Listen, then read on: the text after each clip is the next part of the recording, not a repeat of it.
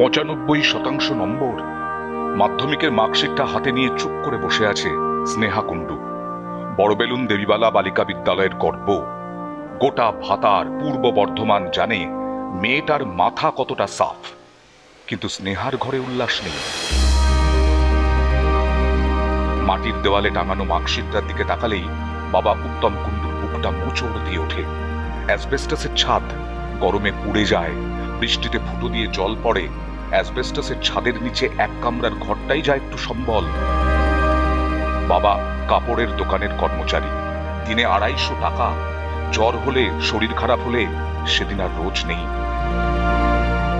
Sneha science নিয়ে ভর্তি হয়েছেন বড়বেলুন মোহিনীমোহন বিদ্যা মন্দিরে। ডাক্তার হবে, ইঞ্জিনিয়ার হবে, বড় স্বপ্ন মেয়েটার চোখে। জীবনের সব থেকে আনন্দের মুহূর্ত বলতে আজকের দিনটা ছাড়া তো অন্য আনন্দের দিন হতেই পারে না। কারণ আমি যে রেজাল্টটা করেছি এবং যে News18 বাংলার পক্ষ থেকে আমাকে আমার যে এই অ্যাচিভমেন্টটাকে এত একটা বড় জায়গাতে দেখানো হচ্ছে, তো এটা আমার কাছে সত্যি খুব আনন্দের দিন। এবং রেজাল্টের দিনটা অবশ্যই আমার মাধ্যমিক রেজাল্ট যেটা আমার বেরিয়েছিল, তো সেদিনটাও আমার খুবই আনন্দের দিন। এবং আজকের দিন তো আরও বেশি আনন্দের, কারণ এই রেজাল্টটা আমার আরও বেশি সবার মধ্যে এটা ছড়িয়ে পড়ছে, সবার মধ্যে জানাজানি হচ্ছে। তো এটা সত্যিই খুবই আনন্দের একটা দিন।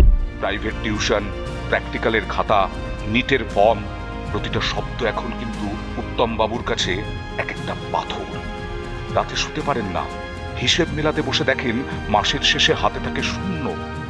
স্নেহা বোঝে সব, তাই মায়ের আঁচল ধরে বলে, মা আমি আর্টস নিয়ে নিই, খরচ কম হবে। আর্থিক অনটনের ব্যাপারটা তো আমার খুব ভীষণভাবেই একটা প্রভাব ফেলেছিল।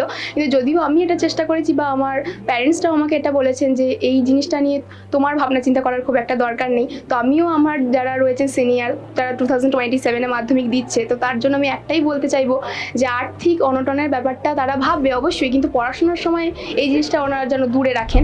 ছেঁড়া ছাতার মতোই ঘরটায় বসে মেয়েটা আজও স্বপ্ন দেখে। স্টেথো গলায় ঝুলানোর স্বপ্ন।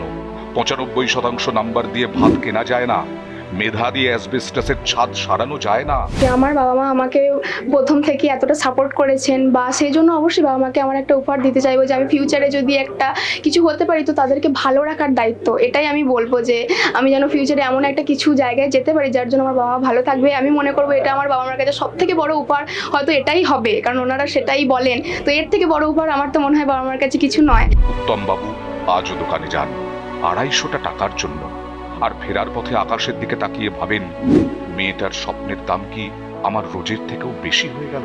আমার ম্যাথামেটিক্স নিয়ে গবেষণা করার খুবই ইচ্ছা, বা ম্যাথামেটিক্সটাকে আরও একটা ভালো জায়গায়, অনেক কিছুই ম্যাথামেটিক্সে ইন্টারেস্টিং আরও ব্যাপার স্যাপার রয়েছে, তো সেগুলো আমার জানার খুবই ইচ্ছা। তো আমি ম্যাথামেটিশিয়ান হতে চাই। স্নেহারা জন্মায় আলো হয়ে, কিন্তু অভাবের অন্ধকার সেই আলোটাকে রোজ একটু একটু করে গিলে খায়। তাঁর এই সাহসী লড়াইয়ের জন্য তাঁকে সহ তাঁর গোটা পরিবারকে সম্মান জানাচ্ছে News18 বাংলা।